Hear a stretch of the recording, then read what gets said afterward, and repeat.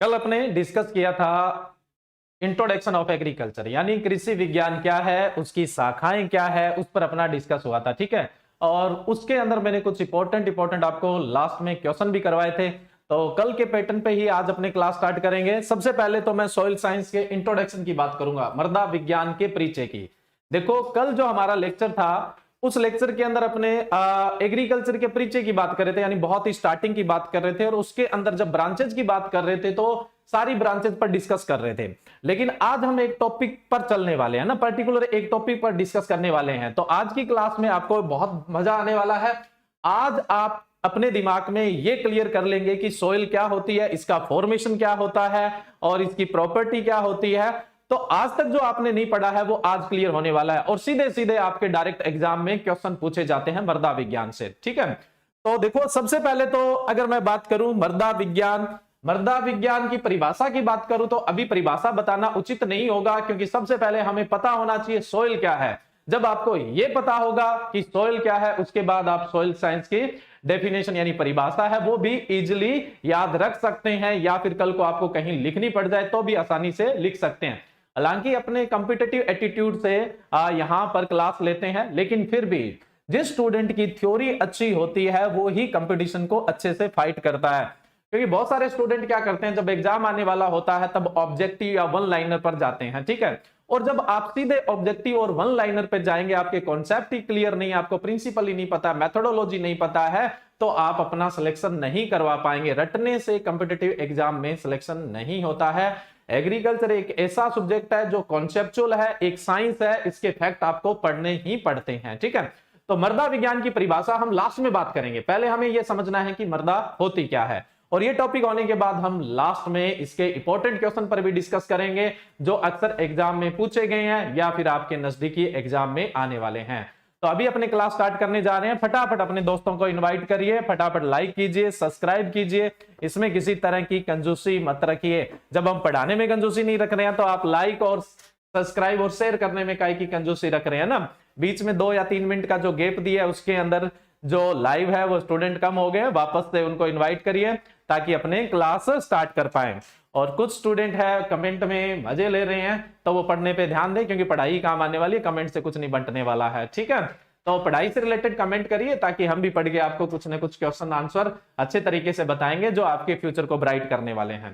तो soil science मृदा विज्ञान स्टार्ट करते हैं। आज अपना फर्स्ट लेक्चर है। जो स्टूडेंट अभी नहीं आए हैं वो फटाफट लाइव हो जाएं ताकि अपने स्टार्ट कर पाएं। ठीक है, अभी देखो, सबसे पहले मैं आपको कल जो स्टूडेंट कल क्लास में नहीं थे उनको दोबारा से मैं बता देता हूं कि जिन शब्दों में ल व ट पे साउंड रहता है, जिन शब्दों के अंदर ल व ट पे साउंड रहता है, ठीक है, यानी ल और ट बोला जाता है, इसके अलावा आर भी बोला जाता है। थोड़ा सा और ज्यादा मैं ट्रिकी आपको क्लियर करूंगा। एक मिनट, अपने स्टार्ट कर लेते हैं।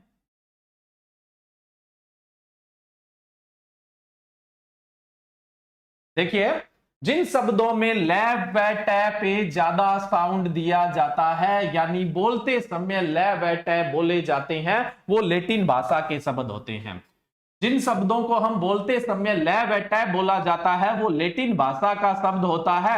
इस आधार पे सोयल कौन सी भाषा का शब्द हुआ, इसमें भी तो ल बोला जा रहा है, सोयल, है ना। आप जब इसको हिंदी में लिखेंगे तो क्या लिखेंगे, सोयल, बोलेंगे तब भी क्या है, ल बोला जाएगा। और जिसमें ल व ट बोला जाता है वो लैटिन भाषा का शब्द होता है। तो इसी तरह से सोयल है वो कौन सी भाषा का शब्द है, सोयल है वो लैटिन भाषा का शब्द है। लैटिन के कौन से शब्द से बना हुआ है, ये लैटिन के सोलम शब्द से बना हुआ है। अंग्रेजी का सोयल और लैटिन का सोलम एक ही बात है। अंग्रेजी का सोयल और लैटिन का सोलम एक ही बात है। इन दोनों का अर्थ क्या होगा, मृदा। मैंने कल बताया था कि ये ऐसे शब्द क्यों पूछे जाते हैं, या क्यों पूछा जाता है कि ये कौन सी भाषा का शब्द है। मैंने कहा था कि अंग्रेजी बहुत बाद में विकसित हुई है, सबसे आसान भाषा मानी गई है। इसमें जो जितने भी शब्द है, कुछ ग्रीक के हैं, कुछ लैटिन के हैं, कुछ फ्रेंच के हैं, कुछ स्पेनिश के हैं ना, इस तरह से। तो अंग्रेजी में जो सोयल शब्द है वो सोलम से आया हुआ है, और सोलम लैटिन भाषा का शब्द होता है। और सोलम का जो अर्थ होता है वो फर्श होता है। सोलम का जो अर्थ होता है वो फर्श होता है, यानी फ्लोर होता है। फर्श बोले तो फ्लोर। सोलम जो है लैटिन शब्द है जिसका अर्थ क्या होता है, फर्श। अब हम सोइल और सोलम को किसके लिए यूज करते हैं? मृदा के लिए यूज करते हैं। सिंपल क्वेश्चन आएगा, सोलम कौन सी भाषा का शब्द है? लैटिन का। या सोइल की उत्पत्ति कौन से भाषा से हुई है? जी लैटिन भाषा के सोलम शब्द से हुई है। और सोलम का अर्थ क्या होता है? सोलम का अर्थ होता है फर्श। ठीक है, ये सोइल के वर्ड के फॉर्मेशन की बात थी। अब मिट्टी किसे कहेंगे? अब देखो मिट्टी किसे कहा जाता है, पहले तो मैं एक नॉर्मल सी चीज आपको बता देता हूं। जो धरती है इसके ऊपर ऊपरी ऊपरी परत में, बिल्कुल पतली परत के रूप में छोटे छोटे कण पाए जाते हैं, उनको अपनी कौन सी श्रेणी में रखा जाता है? मृदा की श्रेणी में। ये एक बिल्कुल नॉर्मल भाषा, यानी जो एक अनपढ़ आदमी को समझाना होता है वो मैं आपको बता रहा हूं। यानी जो इस धरती के ऊपर जो कणों की परत है उसी को अपने क्या बोलते हैं? मृदा। आपने ये पढ़ा होगा कि जो 2 mm से छोटे आकार के कण होते हैं उनको मृदा की श्रेणी में रखा जाता है। 2 mm से छोटे आकार के जो कण होते हैं उनको मृदा की श्रेणी में रखा जाता है। ये तो थी बिल्कुल बेसिक सी बात।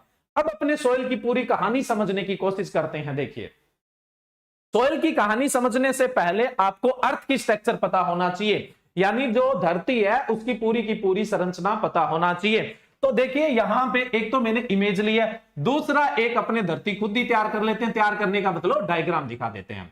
अगर हम धरती के केंद्र से सतह तक की बात करें, यानी एक त्रिज्या की बात करें, तो इसकी जो मोटाई है वो कितनी है? 6378 किलोमीटर है। जो मोटाई होगी वो 6378। यहां सतह से लेकर अगर केंद्र तक जाएं, यानी धरती की त्रिज्या की बात करें, तो धरती की जो त्रिज्या होती है वो 6378 किलोमीटर है। त्रिज्या कितनी है? 6378 किलोमीटर है।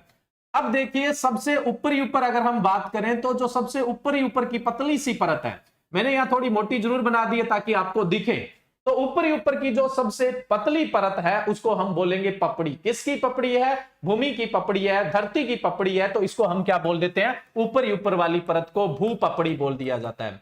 ऊपरी ऊपर की परत को हम क्या बोल देंगे? भू पपड़ी बोल देते हैं या अर्थ क्रस्ट बोल देते हैं।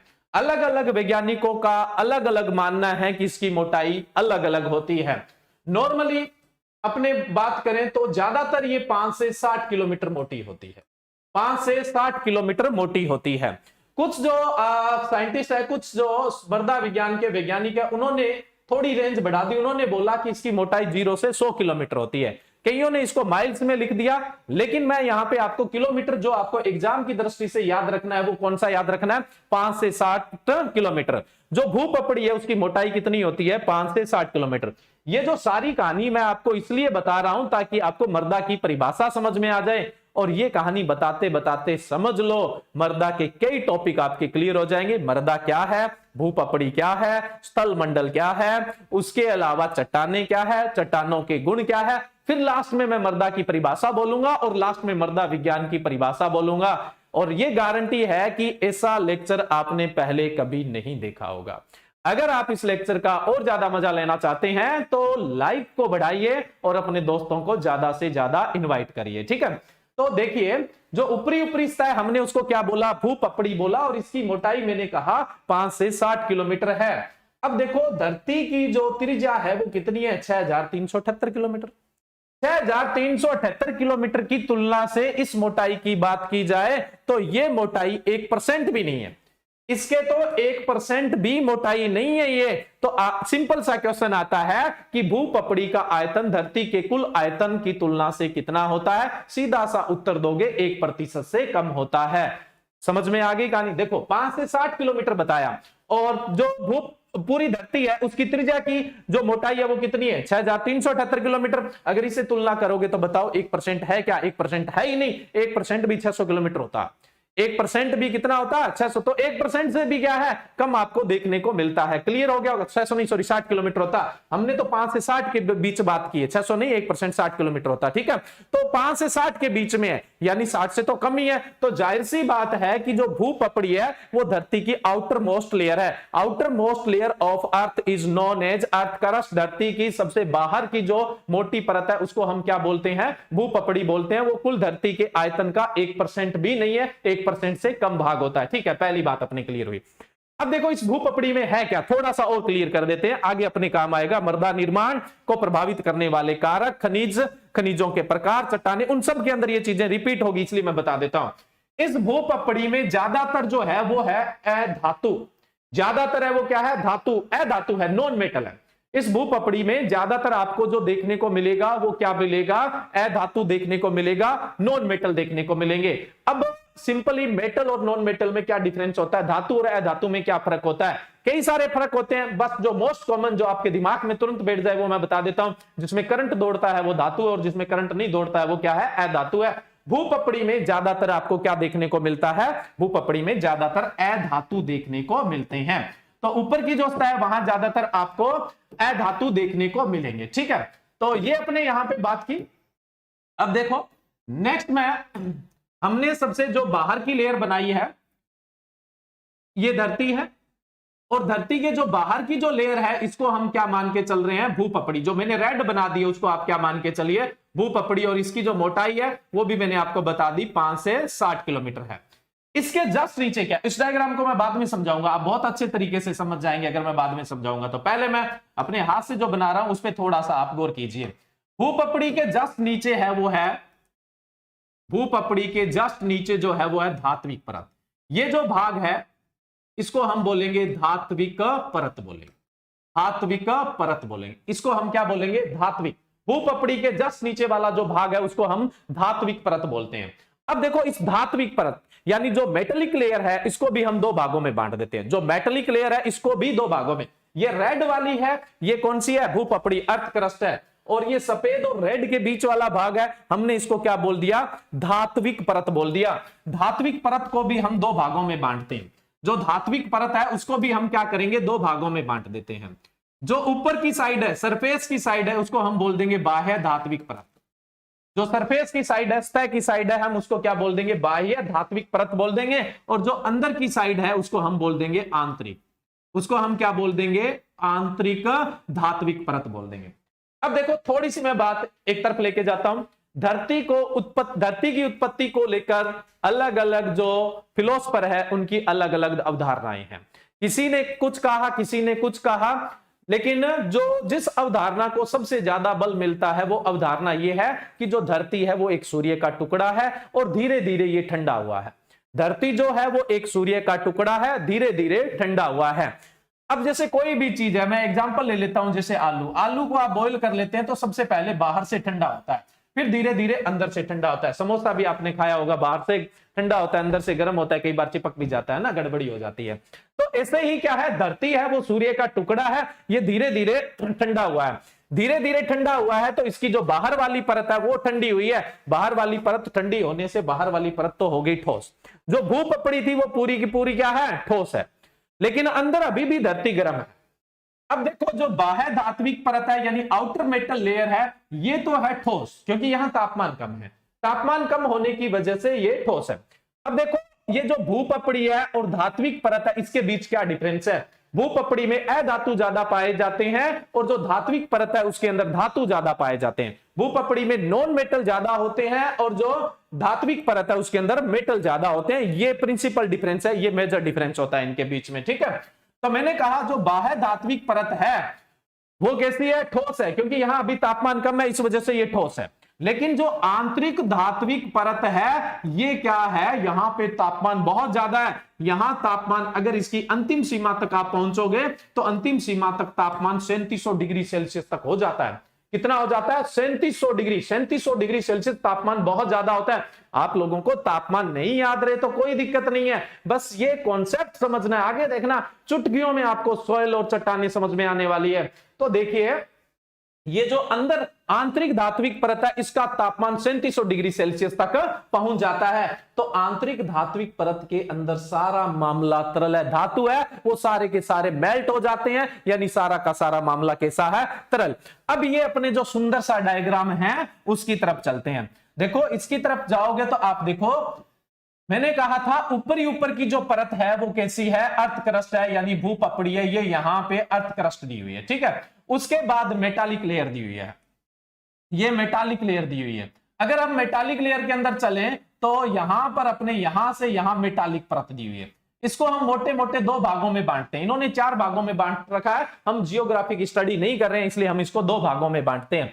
दो भागों में बाह्य धात्विक परत ठोस है और आंतरिक धात्विक परत है वो कैसी है, तरल है, मेल्ट है। मैंने कहा था बाहर से धरती ठंडी हुई है, अंदर से आज भी उसमें बहुत ज्यादा तापमान है, क्योंकि किसका टुकड़ा है, सूर्य का। इसका टेम्परेचर बहुत ज्यादा है और बहुत ज्यादा टेम्परेचर पे जो धातु होते हैं वो मेल्ट हो जाते हैं।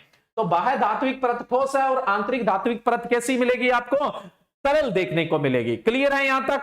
अब देखिए उसके बाद जो अंदर का भाग है इसको हम पूरे को क्या बोलते हैं, कोर बोलते हैं। अंदर का जो भाग है इसको हम क्या बोलेंगे, पूरे को कोर कहा जाता है। ठीक है, अंदर वाला भाग कोर है। कोर को भी हम दो भागों में बांट देते हैं, ये बाह्य कोर हो जाती है और ये आंतरिक कोर हो जाती है। अब देखो अगर मैं बात करूं बाह्य कोर की, कोर मतलब किनारा, अंदर का किनारा, ये बाह्य कोर की बात करूं, अगर आप बाह्य कोर तक जाते हैं तो बाह्य कोर तक तापमान 4300 डिग्री सेल्सियस तक हो जाता है। तापमान जो है वो 4300 डिग्री सेल्सियस, तापमान और बढ़ गया। यहां पे भी आपको क्या मिलेगा, सब कुछ तरल मिलेगा। मैं यहां पे दोबारा से लिखूंगा ताकि आपको और अच्छे से समझ में आ जाए। तो जो बाह्य कोर है वो तरल मिलेगा। अंदर तक अपने जाएं यानी केंद्र तक अगर जाते हैं, केंद्र तक मैंने बोला 6378 किलोमीटर हो जाता है, 6378 किलोमीटर हो जाता है। यहां तापमान जो है वो और बढ़ जाएगा, 5500 डिग्री सेल्सियस हो जाएगा। तो यहां भी तो हर चीज क्या है, तरल होनी चाहिए। यहां हर चीज क्या होनी चाहिए, तरल होनी चाहिए। लेकिन यहां पर मामला थोड़ा अलग हो जाता है। अब देखो दोबारा से मैं क्लियर डायग्राम बनाता हूं ताकि आपको ये चीज अच्छे से याद रहे। ये हमने क्या किया, बाहर भूपपड़ी बनाया। भूपपड़ी के बाद अगर मैं बात करूं, भूपपड़ी के बाद जस्ट नीचे क्या देखने को मिलेगा आपको, बाह्य धात्विक परत। ये बाह्य धात्विक परत है, ये दोनों ठोस है, ये दोनों ठोस है। उसके बाद आपको आंतरिक धात्विक परत देखने को मिलेगी, ये कैसी है, तरल है। अंदर का भाग है इसको हम बोलेंगे कोर। कोर को भी दो भागों में बांट दिया, एक कौन सा है, आंतरिक है, और दूसरा कौन सा है, बाह्य कोर है। ये धरती की पूरी संरचना है। मैंने कहा सिर्फ ये जो भाग है ये क्या है, ठोस है। ये इतना भाग है ये ठोस है, बाकी जो सारे का सारा भाग है वो कैसा है, तरल है। ये वाला भाग है ये भी तरल है, ये वाला भाग है ये भी कैसा है, तरल है। जो मैंने ब्लू बताया है ये कैसा है, तरल है। जो आंतरिक कोर है इसमें तापमान 5500 डिग्री। मैंने कहा जो आंतरिक धात्विक परत है वहां पहुंचते पहुंचते तापमान 3700 डिग्री सेल्सियस हो जाता है, और जो बाह्य कोर है उसके अंदर तापमान 4500 डिग्री सेल्सियस के आसपास हो जाता है, और आंतरिक कोर है यहां पर तापमान जो है वो 5500 डिग्री सेल्सियस हो जाता है। इस तापमान पर सारी की सारी जो चीजें होती है वो कैसी होती है, तरल होती है। सारी की सारी चीजें होती है वो तरल होती है। किसी स्टूडेंट ने कमेंट किया है कि ये 4500 की बजाय 4300 होता है। ठीक है नरेश कुमार, देखो तापमान यहां पे कोई मेजर नहीं करके आता, एक एवरेज चलता है 4000 से 5000 डिग्री सेल्सियस। कोई 4000 मानता है, कोई 4300 मानता है, कोई 4500। आपसे एक्यूरेट टेम्परेचर कोई नहीं पूछने वाला है। ठीक है, तो बाह्य जो कोर है उसका तापमान 4500 और आंतरिक कोर का तापमान है वो 5500 डिग्री सेल्सियस तक है। यहां पर बाह्य कोर में तरल है, आंतरिक धात्विक परत में तरल है, लेकिन आंतरिक कोर में बहुत ज्यादा घनत्व वाले बहुत भारी धातु होते हैं जिनको जितना मर्जी गर्म करते जाओ वो नहीं पिघलने वाले हैं। और वो कौन कौन से धातु है यहाँ पे, निकिल और आयरन है, निकिल और फेरस है। इन दोनों को एक साथ पढ़ दीजिए, क्या बोला जाएगा, नाइफ। क्या बोला जाएगा यहाँ पे, नाइफ बोला जाएगा। तो ये जो आंतरिक कोर है इसमें निकिल और आयरन जैसे भारी धातु है, चाहे कितना भी तापमान है इनमें वेस्कोसिटी, तरलता नहीं आने वाली है। इसलिए जो आंतरिक कोर होती है वो ठोस होती है, इसलिए आंतरिक कोर होती है वो ठोस होती है, ये ध्यान रखिएगा आप। ठीक है, आंतरिक कोर ठोस है और इस आंतरिक कोर को हम नाइफ लेयर भी बोलते हैं, क्योंकि इसमें निकिल और आयरन जैसे धातु पाए जाते हैं, इसलिए हम इसको नाइफ लेयर बोलते हैं। अब देखो, अब आती है अपने सॉइल से संबंधित समझने वाली बात, या अपने टॉपिक से संबंधित समझने वाली बात। अगर आप हाई लेवल के एग्जाम देते हैं तो जो बात मैंने आपको समझाई है वो काम आएगी। ठीक है, मैंने कहा भूपपड़ी की जो मोटाई है वो कितनी है, 5 से 60 किलोमीटर। ठीक है, और जो धरती है उसकी जो त्रिज्या है वो है 6378 किलोमीटर।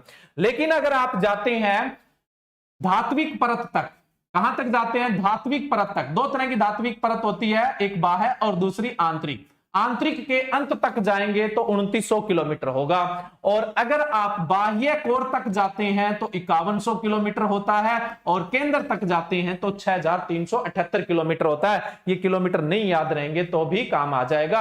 अब एक मोस्ट इंपोर्टेंट क्वेश्चन पे आप ध्यान दीजिए।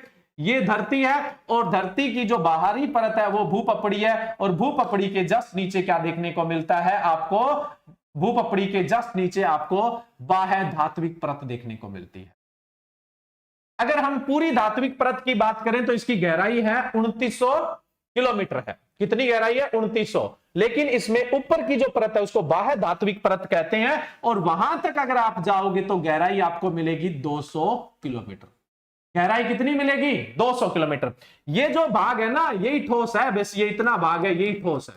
उसके बाद हमने कहा आंतरिक कोर आ जाता है, और इसके बीच में जो भाग है, ये बीच वाला जो भाग है वो आंतरिक धात्विक परत और बाह्य कोर वाला है। ये कैसा है? तरल है, और यहां भारी धातु है, इसलिए यहां पर क्या है? ठोस है। ये एक सिंपल स्ट्रक्चर बन गया। ये बिल्कुल क्या है? सिंपल स्ट्रक्चर बन गया। समझ में आ गई बात? जो ठोस है वो कौन सा है? एक तो भूपपड़ी है और दूसरा बाह्य धात्विक परत है। कौन कौन सा है? एक तो भूपपड़ी है, भूपपड़ी प्लस बाह्य धात्विक परत है। ये धरती का ऊपरी ठोस है, ठीक है। और जो धरती का ठोस है वो स्थल मंडल है। धरती का जो ठोस है वो ही स्थल मंडल है। अब आपको समझ में आ गया होगा स्थल मंडल की गहराई कितनी होती है। जिस स्थल मंडल की गहराई 200 किलोमीटर होती है।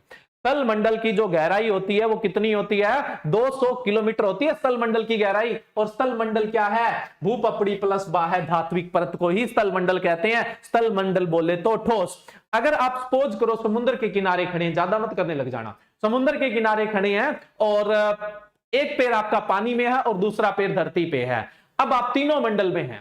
कैसे तीनों मंडल में है? पानी में जो पैर है वो जल मंडल में है, और जो सीधा धरती के ऊपर है वो कौन सा है? स्थल मंडल पर टिका हुआ है पैर है। बाकी आपका जो पूरे का पूरा शरीर है वो कौन सा है? वायुमंडल। 3 मंडल है। मंडल का मतलब क्या होता है? समूह होता है। मंडल का मतलब क्या होता है? समूह होता है। मंडल समूह जानते हो, व्यापार मंडल में व्यापारी बैठते हैं, है ना। लकड़ी के मंडल में लकड़ी होती है, बीड़ी के मंडल में बीड़ी होती है। तो मंडल का मतलब होता है समूह। वायु का जो समूह है वो वायुमंडल।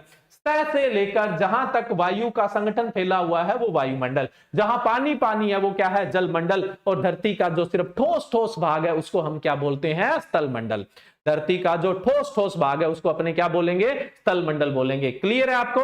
अब देखिए, आपसे पूछ ले स्थल मंडल की गहराई कितनी है? 200 किलोमीटर। भूपपड़ी की गहराई कितनी है? 5 से 60 किलोमीटर। मेरे हिसाब से आपको समझ में आ गया। समझ में आ गया तो अब आप फटाफट लाइक करिए, ठीक है।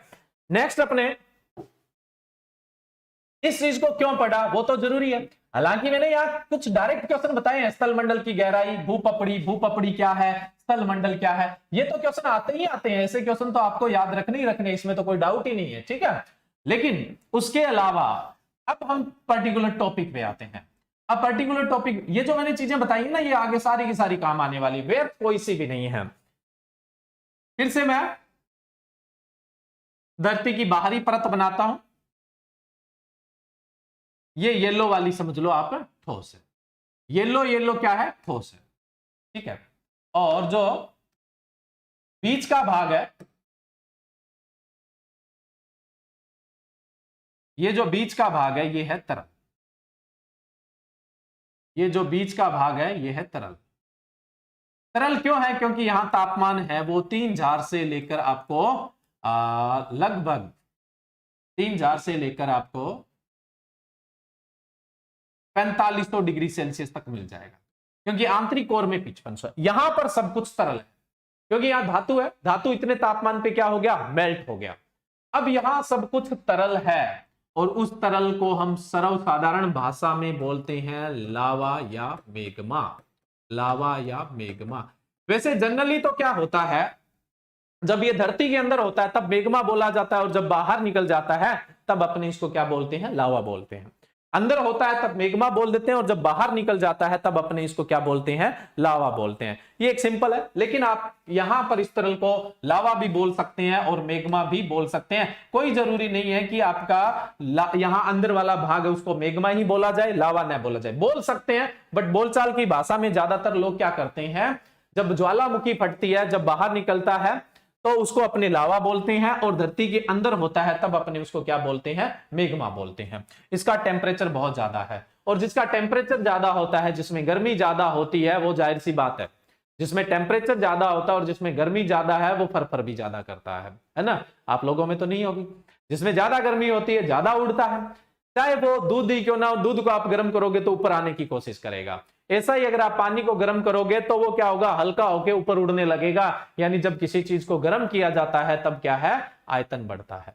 जब किसी चीज को गर्म किया जाता है तो उसका आयतन बढ़ता है, तो इसका भी तो आयतन बढ़ेगा ही बढ़ेगा। मैंने कहा धरती एक सूर्य का टुकड़ा है, धीरे धीरे ठंडा हुआ है। अब धीरे धीरे ठंडा हुआ है तो इसमें यहां पर ऊपर है ना, ऐसे परतें होती है। ऊपर जनरली क्या होगा, परतें होगी, जिनको अपने प्लेटें बोल देते हैं। वास्तव में तो इन प्लेटों को प्लूटेन बोला जाता है। वास्तव में तो इन प्लेटों को अपने क्या बोलेंगे, प्लूटेन बोलेंगे। प्लूटेन का मतलब समझते हैं क्या आप? प्लेटों को ही बोला जाता है, जो धरती की प्लेटें होती है, प्लूटेन। प्लेटें को अपने क्या बोलते हैं, प्लूटेन। आपने कई बार जो अर्थक्वेक है, यानी जो भूकंप वगैरह है, उसके बारे में सुना होगा कि धरती की जो प्लेटें होती है वो खिसक जाती है इधर उधर या हिल जाती है, जिसकी वजह से क्या होता है, भूकंप आता है। तो ये ऊपर प्लेटें, क्योंकि धीरे धीरे परतें ठंडी हुई ना, परतें ठंडे होने की वजह से क्या होते हैं, प्लूटेन प्लूटेन प्लूटेन प्लूटेन परतें बनती जाती है। पहले ये परत ठंडी हुई, फिर ये हुई, फिर ये हुई। इन परतों के बीच में स्पेस होता है, यानी बीच में से खाली होती है, ये बीच में स्पेस होता है, बीच में ये खाली होती है। आपने जैसे अपने ट्यूबवेल खोदते हैं तो पत्थर की परत निकलती है, उसके नीचे से पानी निकलता है, उसमें खोखलापन था तभी तो पानी रुका हुआ होता है ना। तो बीच में इनके क्या होता है, खोखलापन होता है, स्पेस होता है। एक्यूफर्स बोलते हैं पानी अगर रुका होता है बीच में। अगर इन परतों के बीच में पानी रुका होता है तो इनको एक्यूफर्स बोलते हैं। क्या बोलते हैं इनको, एक्यूफर्स। तो बीच में खाली जगह होती है, खाली सरफेस होती है। तो ये प्लूटेन्स एक दूसरे के ऊपर सेट होते हैं। ये मेग्मा, इसका टेम्परेचर बहुत होता है, इसमें बहुत गर्मी है, ये धक्के मार रही होती है ना, ये लोगों में भी मारती है। तो ये धक्के मार रहे होता है, ये बाहर निकलने की कोशिश करता है। जहां प्लेटें मजबूत होती है वहां तो नहीं निकल पाता, लेकिन जहां प्लेटें कमजोर होती है वहां क्या करता है, ये मेग्मा बाहर निकलना की कोशिश करता है। जब ये बाहर निकलने की कोशिश करता है तो देखो क्या होता है, मेग्मा जब बाहर निकलने की कोशिश करता है तो कई बार इन प्लेटों के बीच में जो खोखलापन होता है ना, वहां फंस जाता है और वहीं जमा हो जाता है, ऊपर तक पहुंच नहीं पाता, क्योंकि ऊपर की प्लेटें मजबूत होती है। और अंदर ये मेग्मा जमा हो जाता है और जमकर चट्टान बना लेता है, क्योंकि ठंडा हो गया ना, इसके आसपास की प्लेटें ठंडी थी, जिसके प्रभाव से ये ठंडा हो गया और ये अंदर चट्टानें बन जाती है। अंदर बनी इसलिए आप इसको क्या बोल सकते हो, आंतरिक।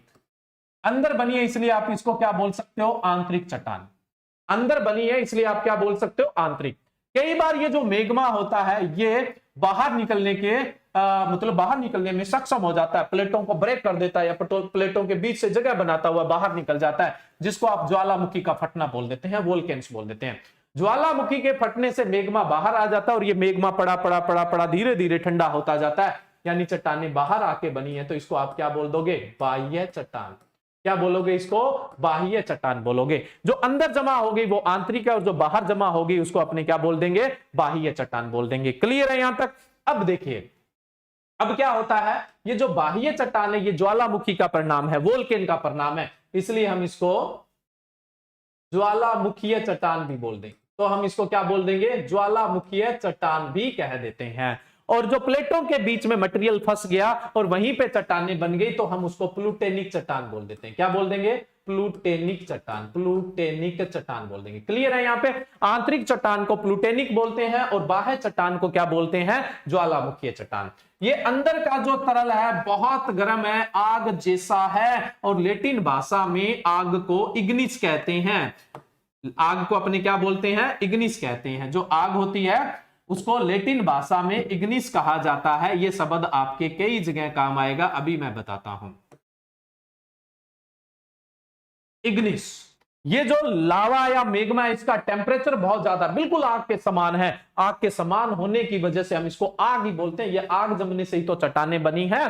ये दोनों चट्टानें ये समझ लो कि आग से बनी है, आग से बनी है, और आग को लैटिन भाषा में इग्निस कहते हैं, यानी आगन्य कहते हैं। तो इन दोनों चट्टानों को सामूहिक रूप से आगन्य चट्टान कहते हैं। सामूहिक रूप से इनको क्या बोला जाता है, आगन्य चट्टान। आपसे पूछ ले आगन्य शब्द कौन सी भाषा का शब्द है, तो आप बोलोगे लैटिन भाषा का शब्द है। इग्निस से बना हुआ है, इग्निस का मतलब होता है आग। ट्रैक्टर का इंजन, जो इंजन है वो भी इग्निस से बना हुआ है, उसमें भी तो पेट्रोल और डीजल में क्या होता है, आग लगती है, ब्रास्ट होता है, जिससे पावर जनरेट होती है, आग लगती है जिससे पावर जनरेट होती है, ठीक है। तो इग्निस जो शब्द है उसका मतलब होता है आग, और वो लैटिन भाषा का शब्द है, और इग्निस शब्द से ही आग्नेय चट्टान बना है, और इग्निस शब्द से ही ट्रैक्टर वाला जो इंजन है वो बना हुआ है। ये एक इंपॉर्टेंट क्वेश्चन है एग्रीकल्चर इंजीनियरिंग का, कि इंजन है वो कौन सी भाषा से लिया गया है, तो लैटिन भाषा के इग्निस शब्द से लिया गया, याद रह जाएगा।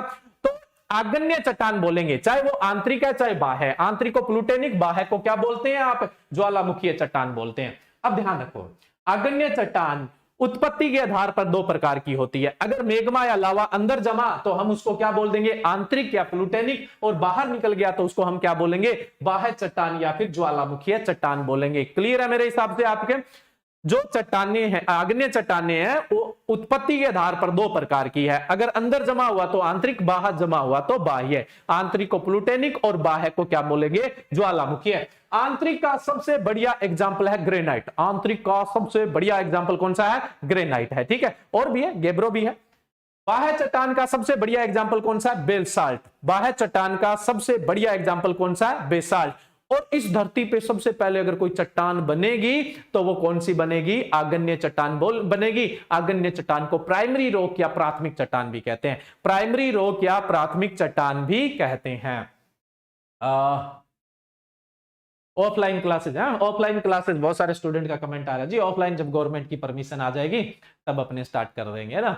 अभी तो लाइव का आनंद लीजिए, इसमें क्या प्रॉब्लम है ना। मेरे हिसाब से आपको अच्छा समझ में आ रहा है तभी बने हुए हैं, जिसको नहीं समझ में आ रहा वो नहीं बना हुआ होगा। सिर्फ पढ़ते समय पढ़ाई पे ध्यान दीजिए, नॉलेज की एक अपनी वैल्यू होती है। आप दिन में 5 घंटे 6 घंटे 7 घंटे इतना ही पढ़ते होंगे, 24 घंटे, बाकी और काम है ना। यही थोड़ी देर पहले गाने लिख रहे थे, अंताक्षरी खेल रहे थे, अरे भाई गाने और अंताक्षरी कहीं और जाके खेलेंगे तो ज्यादा आनंद आएगा। यहाँ सब पढ़ने वाले बच्चे हैं, तो पढ़ाई पे मन बनाए रखिए, ज्यादा से ज्यादा लोगों को जोड़ने की कोशिश करिए, ज्यादा से ज्यादा लोगों से सब्सक्राइब करवाइए। इससे क्या होता है, हमें भी मोटिवेशन मिलता है, ठीक है। अब देखिए बहुत सारे एग्जाम्पल है, देखो आप ठीक है एग्जाम्पल से ही लिख रहे हैं। मैं अभी आपको टॉपिक चट्टानी तथा उनका अपक्षय नहीं करवा रहा हूं। एक टॉपिक है रॉक एंड वेदरिंग, वो टॉपिक नहीं चल रहा, अपना टॉपिक चल रहा है इंट्रोडक्शन ऑफ सॉइल साइंस, है ना। तो उसके आधार पे सिर्फ एक एक एग्जांपल ताकि आपको याद रहे। तो इस धरती पे पहले चट्टानें कौन सी आई, आग्नेय, तो हमने इनको प्राथमिक चट्टान भी बोल दिया, या फिर हमने इनको क्या बोल दिया, प्राइमरी रॉक भी बोल दिया। क्लियर है। अब देखो इस धरती पर ये जो चट्टानें होती है, वास्तव में चट्टानें क्या होती है। कल को आपसे कोई पूछ ले कि चट्टानें क्या है, आप बोलोगे खनिज के समूह कोई चट्टान कहते हैं।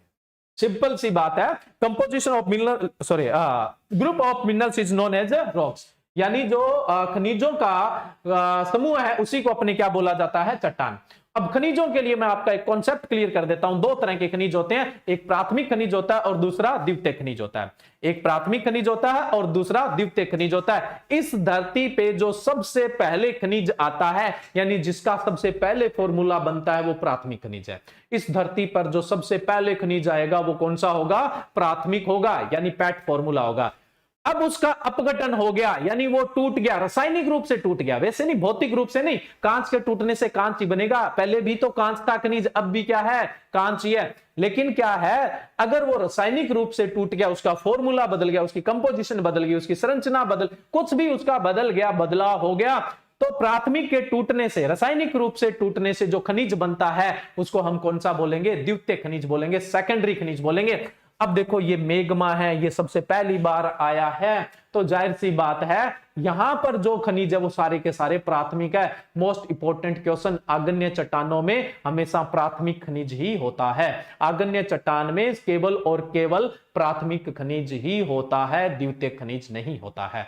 आगे हम चट्टानें पढ़ेंगे, उसमें चट्टानों के गुण धर्म पढ़ेंगे, बट मैं आपको एक इंपॉर्टेंट चीज बता देता हूं, ये मेग्मा चाहे अंदर जमा चाहे बाहर जमा, एक साथ जमा, कोई भी ऐसा नहीं है कण इधर से उड़ के आ रहा है, कोई कण इधर से उड़ के आ रहा है, धीरे धीरे परतें बन रही है, नहीं, मेग्मा एक साथ जमा हो रहा है, इसमें कोई कण नहीं होता है। जब कण नहीं होता तो रंध्र भी नहीं होता है, रंध्र तो वही होंगे ना जहां कण होते हैं, इसमें कोई कण नहीं होता है, इसमें कोई रंध्र नहीं होता है। अब जब रंध्र नहीं है तो पारगम्यता नहीं होती है, इसमें कोई भी पारगम्यता नहीं होती है। आग्नेय चट्टान में न कण है, न रंध्र है, न कोई परत है, न पारगम्य होती है। जब कण, रंध्र और परतें नहीं है, इसका मतलब इसमें कोई जोड़ नहीं है, पूरी की पूरी एक ही संरचना है। इसको हम क्रिस्टलीय बोलते हैं, जिसमें जोड़ और कण नहीं होते, वही तो क्रिस्टलीय। आग्नेय चट्टान क्रिस्टलीय और कठोर होती है, इसमें कण नहीं होते हैं, इसमें परतें नहीं होती है, इसमें रंध्र नहीं होता है और इसके अंदर पारगम्यता नहीं होती है। अब सपोज करो इतने टेम्परेचर के अंदर कोई जीव विकसित हो सकता है क्या? नहीं हो सकता। जीव या जीवों के अवशेष को, जीव या जीवों के अवशेष को कार्बनिक पदार्थ कहा जाता है। आग्नेय चट्टान में कार्बनिक पदार्थ नहीं होता है, आग्नेय चट्टान में कार्बनिक पदार्थ नहीं होता है। कल मैंने एक बात बोली थी कि जो लिंक डिस्क्रिप्शन बॉक्स में लास्ट में देंगे, उस पर हम टेलीग्राम का लिंक देंगे, उसमें पीडीएफ डाल देंगे। पीडीएफ हमने नहीं डाली, आज दोनों की दोनों पीडीएफ डाल देंगे, आप निश्चित रहिए इसके लिए। दोनों की दोनों पीडीएफ है वो डाल दिया जाएगा। एक लिंक मैंने एग्रीकल्चर सुपरवाइजर कि क्विज के लिए दे रखा है, जिसपे हर दिन रात में 9:30 बजे क्विज होती है, तो आप वहां पे जाके क्वेश्चन भी अटेम्प्ट कर सकते हैं, क्विज अपनी दे सकते हैं, जिसमें हिंदी, जीके, एग्रीकल्चर तीनों के ही क्वेश्चन मिलते हैं और हर दिन क्विज चलती है। उसके अलावा एक लिंक जो है वो और एग्रीकल्चर के कॉम्पिटिटिव एग्जाम है उनके लिए है, तो उन लिंक पे अपने हिसाब से, अपने पर्पज के हिसाब से आप जा सकते हैं। ठीक है, हम बात कर रहे थे आग्नेय चट्टान में कोई जीव नहीं है, कोई जीव का अवशेष नहीं है, यानी आग्नेय चट्टानों में कार्बनिक पदार्थ नहीं पाया जाता है। ये मैंने मृदा को समझाने के चक्कर में आग्नेय चट्टान भी लगभग समझा दी है। अब तो पीछे रटने वाली चीजें बची है, जो कॉन्सेप्ट था वो तो क्लियर हो गया। अब नेक्स्ट देखो, जो आग्नेय चट्टान, देखो मुझे आदत है बोर्ड पे मैं कचरा कर देता हूं ना, ये जो पीडीएफ है वो कम ही काम आती है, जो एकदम क्लियर पीडीएफ है वही काम आएगी आपके। आग्नेय चट्टान है वो टूटेगी। देखो चट्टानें हमेशा टूटती है, चट्टानों पर कौन कौन से प्रभाव पड़ते हैं? भौतिक, रासायनिक और जैविक प्रभाव पड़ते हैं। जैसे भौतिक का सिंपल सा एग्जांपल दे दूं मैं।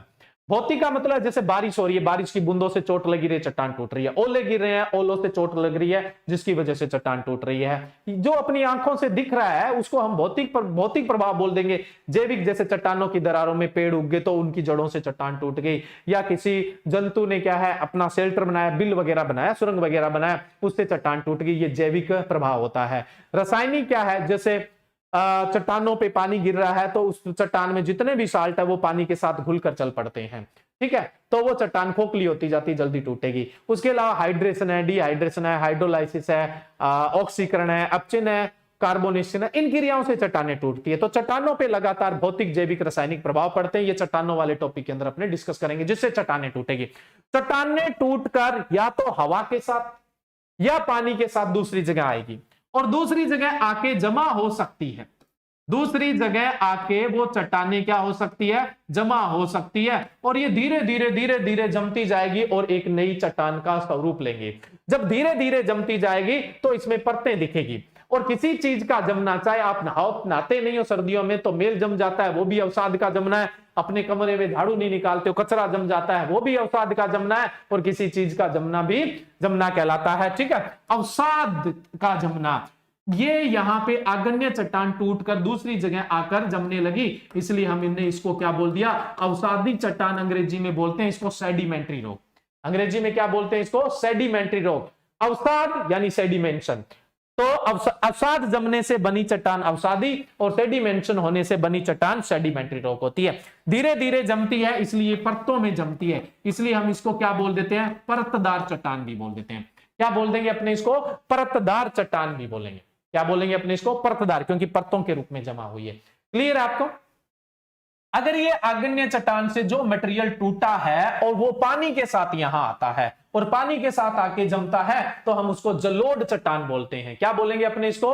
जलोढ़ चट्टान बोलेंगे। और हवा के साथ मटेरियल आता है तो वातोड़ चट्टान बोलेंगे, और जलोढ़ को इंग्लिश में एलुवियल बोलते हैं। अगर पानी के साथ ये चट्टानों के टुकड़े बहकर आते हैं और यहां चट्टान बन जाती है तो एलुवियल रॉक या जलोढ़ चट्टान, और हवा के साथ बहकर आती है तो वातोड़ या फिर एलोइन, क्या एलोइन, क्या एलोइन, एलोइन रॉक्स बोलेंगे। क्लियर है? अवसादी चट्टान का जो मटेरियल है, पेत्रक पदार्थ है, वो किस माध्यम से आ रहा है, उस आधार पर अवसादी चट्टान दो प्रकार की होती है। कौन कौन से प्रकार की? अगर हवा के साथ आ रही है वातोड़, एलोइन, और पानी के साथ आ रही है तो जलोढ़ या फिर अपने क्या बोल देंगे? एलुवियल रॉक बोल देंगे।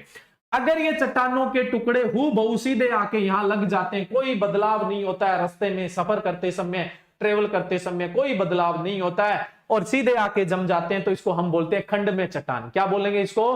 खंड में चट्टान बोलते हैं। सीधे के सीधे टुकड़े आके जमा हो गए तो खंड में केलास्टिक रॉक बोल देते हैं।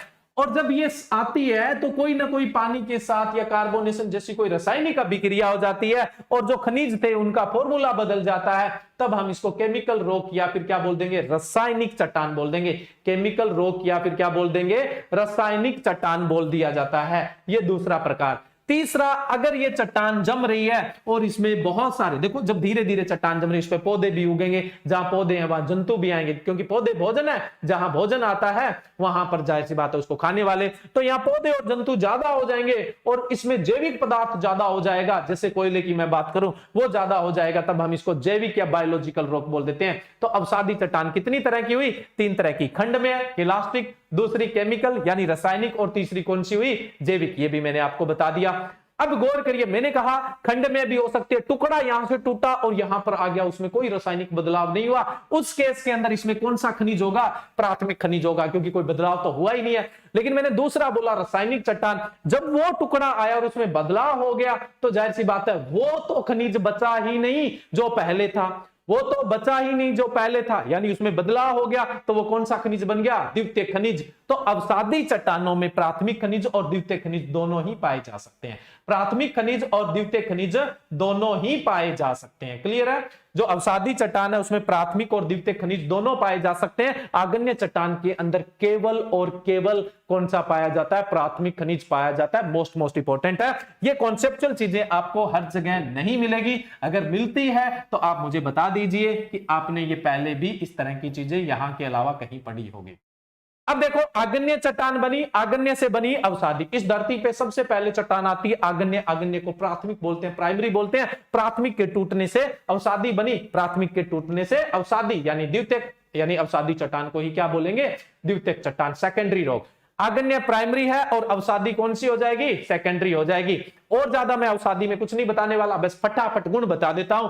देखो, टुकड़े टूट के आए यानी कण, अवसादी चट्टान में कण होते हैं। धीरे धीरे जमा हुई अवसादी चट्टान में परतें होती है। चट्टान में कण है तो रंध्र भी होंगे, रंध्र है तो पारगम्यता भी होगी।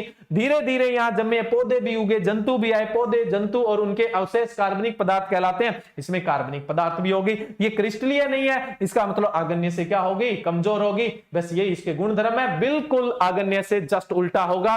देखो दोबारा से बोल देता हूं, अवसादी चट्टानों में कण होते हैं, रंध्र होते हैं, परतें होती है, पारगम्यता होती है, कार्बनिक पदार्थ पाया जाता है, क्रिस्टलीय नहीं होती, आग्नेय के तुलना से कमजोर होती है। लेकिन इनका निर्माण किससे होता है? आग्नेय से ही होता है।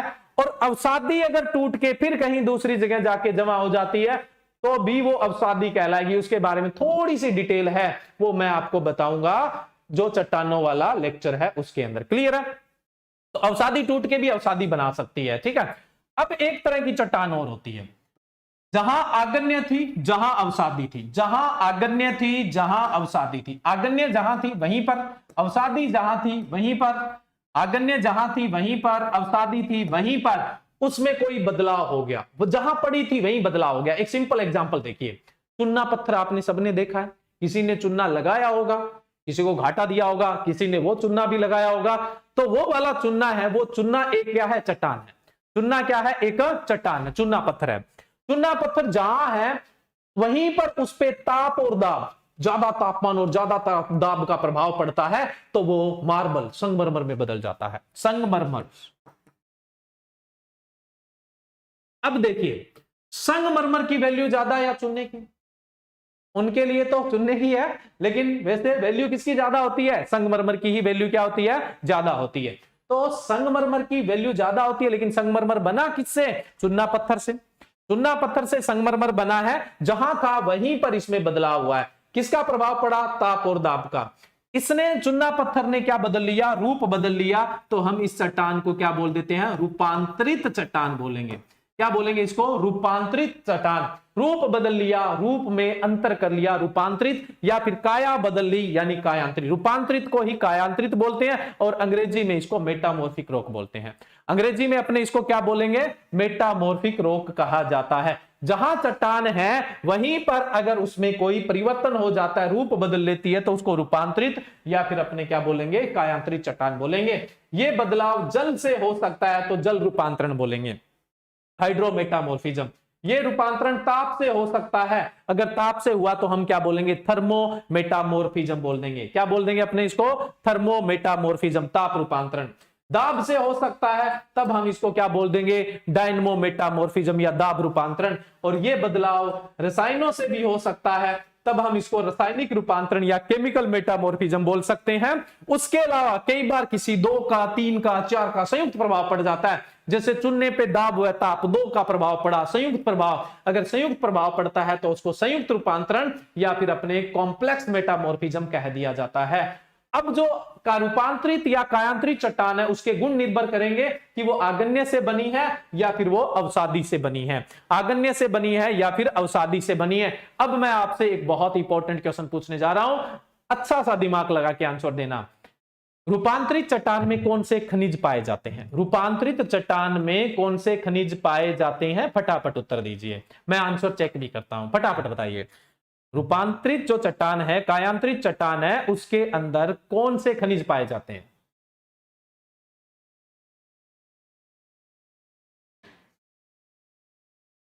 दीजिए भी आंसर दीजिए फटाफट, बहुत इंपॉर्टेंट है, सम पता तो लगना चाहिए ना। लास्ट में वैसे तो अपने क्वेश्चन जो है उस पर डिस्कस करेंगे। जगतपाल का दोनों, नरेश कुमार का प्राइमरी सेकेंडरी, भूमिका सिया का सेकेंडरी, कृष्ण यादव का राइट आंसर नहीं है, यो हनी सिंह है जी सेकेंडरी, ठीक है। हनुमान दोनों, सुनील वर्मा दोनों, सुमन दोनों। मैं बोल रहा हूं फिर से दिमाग लगाइए,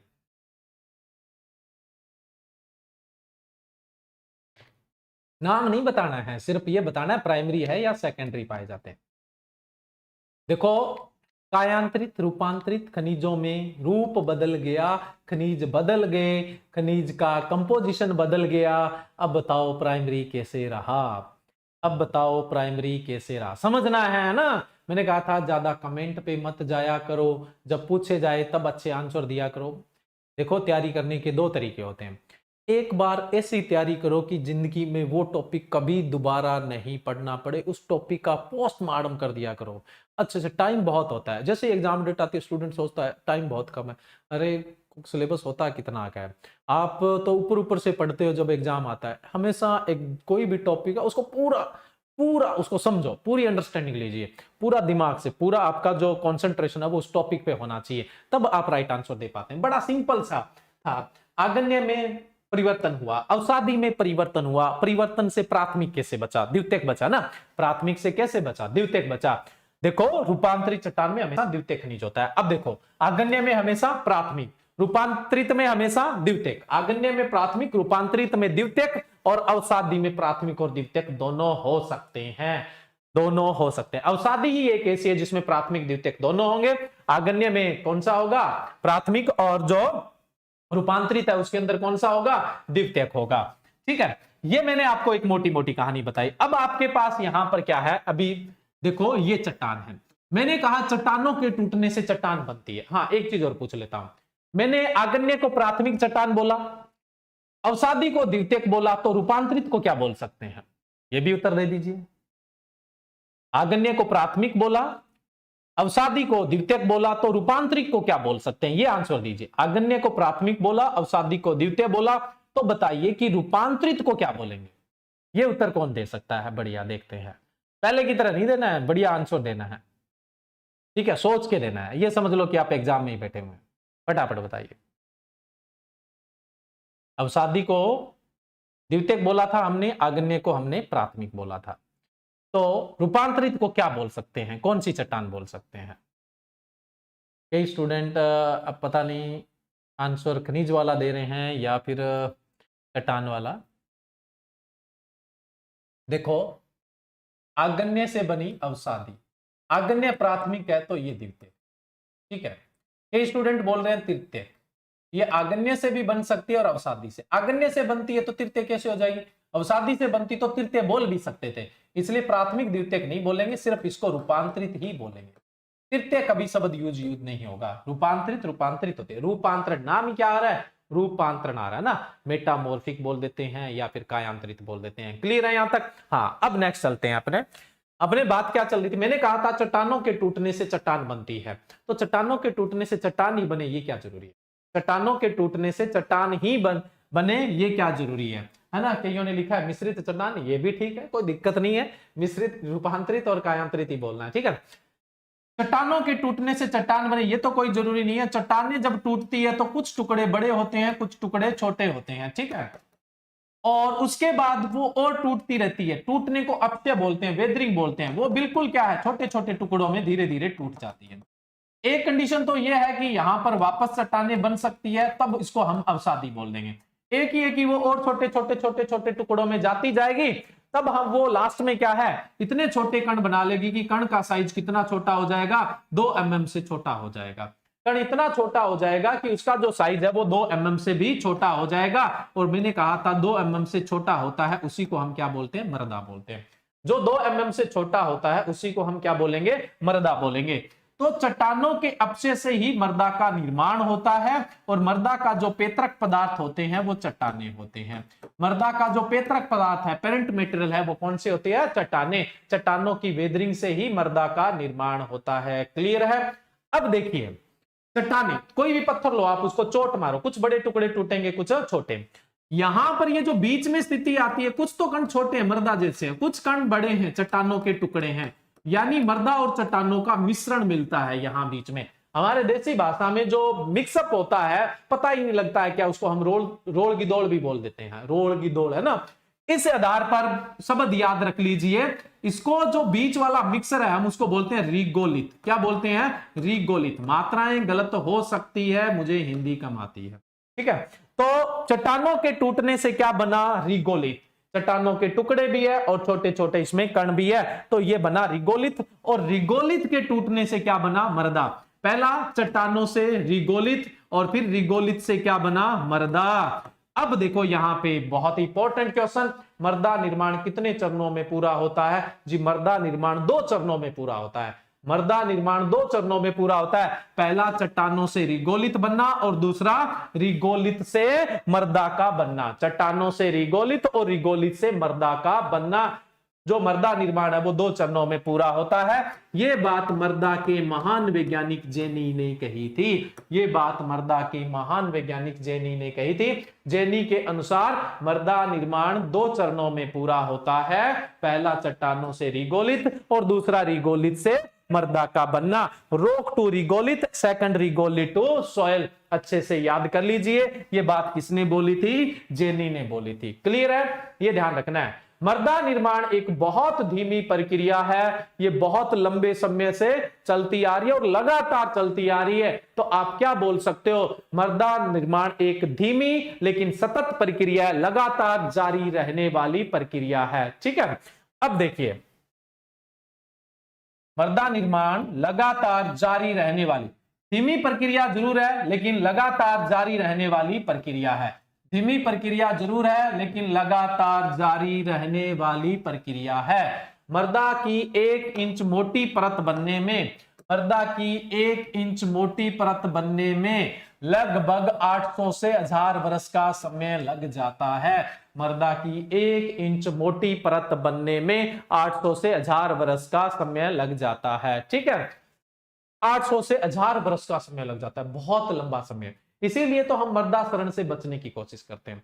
इसीलिए हम क्या करते हैं, मृदा शरण से बचने की कोशिश करते हैं। चट्टानों के अपक्षय से ही क्या हुआ है, मृदा का निर्माण हुआ है। अब आपको पता लग गया होगा मृदा क्या होती है और मृदा का निर्माण किस तरह से होता है। अब बताइए कि मृदा कैसा खनिज है, चट्टानों के टूटने से बना है, कितने परिवर्तन हुए होंगे। जैसे जो क्ले मिनरल्स है वो सेकेंडरी होता है, यानी जो मिट्टी है वो द्वितीय खनिज है। मिट्टी है वो क्या है, अपने आप में द्वितीय खनिज है। मिट्टी जो है वो अपने आप में द्वितीय खनिज है, ये अच्छे से आपको याद रखना है। क्ले मिनरल्स है वो अपने आप में द्वितीय खनिज होता है, ठीक है। मैंने कहा मिट्टी निर्माण जो है या मृदा निर्माण है, धीमी प्रक्रिया है, 800 से 1000 वर्ष का समय लग जाता है। अब मैं आपको मर्दा की परिभाषा बताता हूं। देखिए मर्दा क्या है? मर्दा जो है वो एक प्राकृतिक पिंड है। प्राकृतिक पिंड कैसे हुआ? इसका जो निर्माण होता है वो किससे होता है? चट्टानों से। मर्दा एक प्राकृतिक पिंड है। अगर आप, ये बात बेकमैन और ब्रेडी ने कही थी कि एक नेचुरल बॉडी है, डायनेमिक बॉडी, गतिशील है, लगातार निर्माण होता रहता है। नेचुरल डायनेमिक बॉडी किसने कहा था मर्दा के लिए? बेकमैन और ब्रेडी ने, जिसकी आप डेफिनेशन बीएससी में जनरली पढ़ते हैं, 12वीं में भी पढ़ी होगी, बेकमैन एंड ब्रेडी की डेफिनेशन पढ़ते हैं। अब देखो जो मिट्टी का कण होता है उसकी लंबाई चौड़ाई ऊंचाई माप सकते हैं, यानी 3 डायमेंशनल होता है ये। तो हम बोल दें मर्दा एक त्रिविमीय यानी 3 डायमेंशन वाला त्रिविमीय प्राकृतिक पिंड है, जिसका निर्माण चट्टानों के अपक्षय से होता है। और ये पौधे को भौतिक आधार, यानी पौधों के लिए माध्यम का काम कौन करता है? पौधों के लिए माध्यम का जो काम करता है वो मर्दा ही करती है, यानी उसको मजबूती प्रदान करती है। तो ये पौधों को भौतिक मजबूती प्रदान करता है, पौधों को जल प्रदान करता है, पौधों को पोषक तत्व प्रदान करता है। इसी को अपने क्या बोलेंगे? मर्दा। अब देखो मैं फटाफट डेफिनेशन बोलता हूं।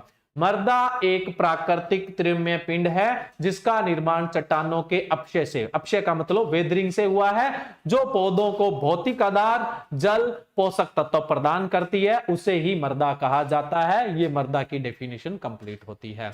हमने इतनी देर पढ़ा कि चट्टानों से मिट्टी बनी हुई है, चट्टानें प्राकृतिक है, तो मर्दा एक प्राकृतिक, लंबाई चौड़ाई ऊंचाई माप सकते हैं, त्रिविमीय पिंड है। इसका निर्माण चट्टानों के अपक्षय से हुआ है, पौधों को भौतिक आधार देती है, यानी पौधों के लिए प्राकृतिक माध्यम क्या है? मर्दा। पौधों को पोषक तत्व प्रदान करती है, पौधों को जल प्रदान करती है, उसी को अपने क्या बोला जाता है? मर्दा कहा जाता है। क्लियर है? उसी को अपने मर्दा बोलेंगे। अब मैंने आपके सामने मर्दा की डेफिनेशन क्लियर कर दी है, अब मैं आपके सामने मर्दा विज्ञान की भी डेफिनेशन क्लियर कर दूं।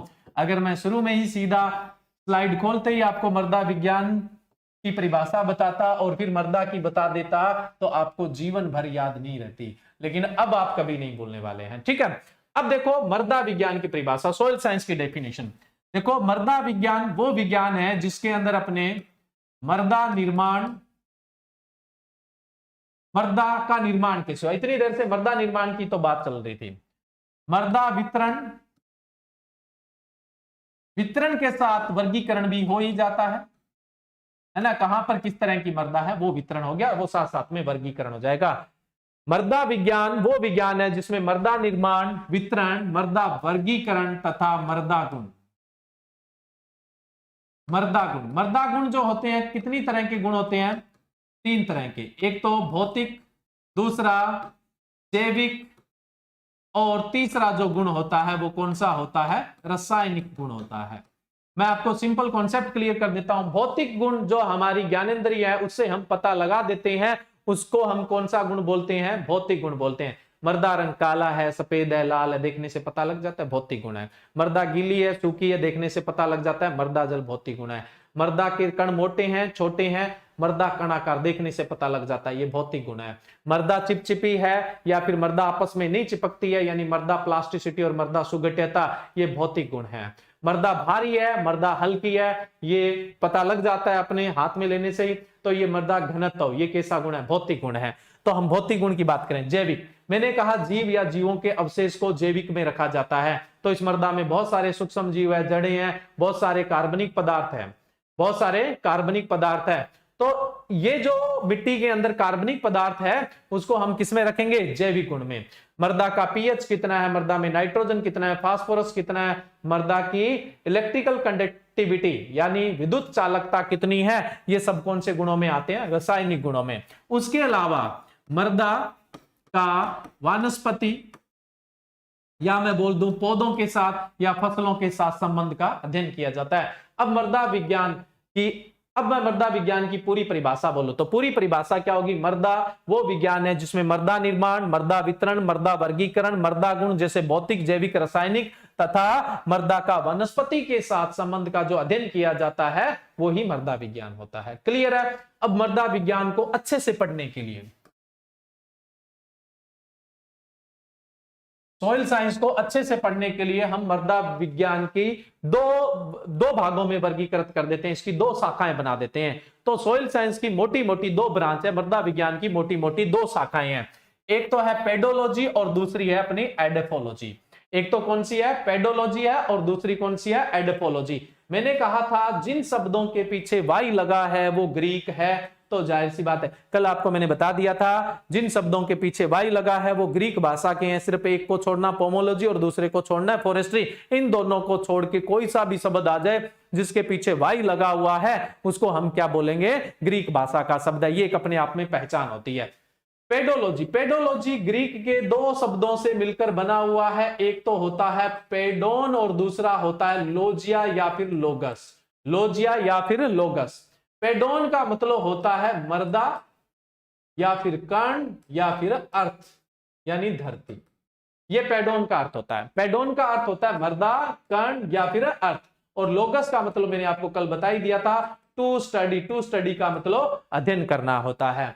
तो मृदा विज्ञान की, सॉइल साइंस की दो ब्रांच है, एक तो पेडोलॉजी। पेडोलॉजी जो वर्ड है वो ग्रीक भाषा के पेडोन प्लस लोगस से बना हुआ है। पेडोन का मतलब होता है सॉइल या पार्टिकल या फिर अर्थ, और लोगस का मतलब होता है टू स्टडी यानी अध्ययन करना होता है। क्लियर है। दूसरी इसकी जो ब्रांच है वो एडफोलॉजी। इसमें पढ़ा क्या जाता है वो बताएंगे, वेट करिए ना। एडफोलॉजी, वाई लगा हुआ है, ये भी ग्रीक के दो शब्दों से मिलकर बना हुआ है, एडफोस प्लस लोजिया या फिर लोगस। एडफोस का मतलब होता है सरफेस या फिर ग्राउंड यानी सतह। जो एडफोस है इसका मतलब होता है ग्राउंड या सरफेस या सतह, और जो लोगस है उसका मतलब टू स्टडी यानी अध्ययन करना होता है।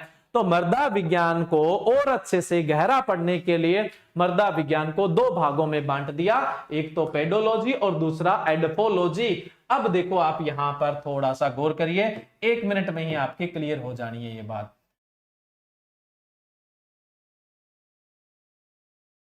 ठीक है, पेडोलॉजी और एडफोलॉजी के बारे में मैंने आपको अच्छी तरह बता ही दिया, इसमें क्या पढ़ा जाता है क्या नहीं पढ़ा जाता है। सॉरी, सॉइल साइंस के बारे में बता ही दिया, इसमें क्या पढ़ा जाता है क्या नहीं पढ़ा जाता।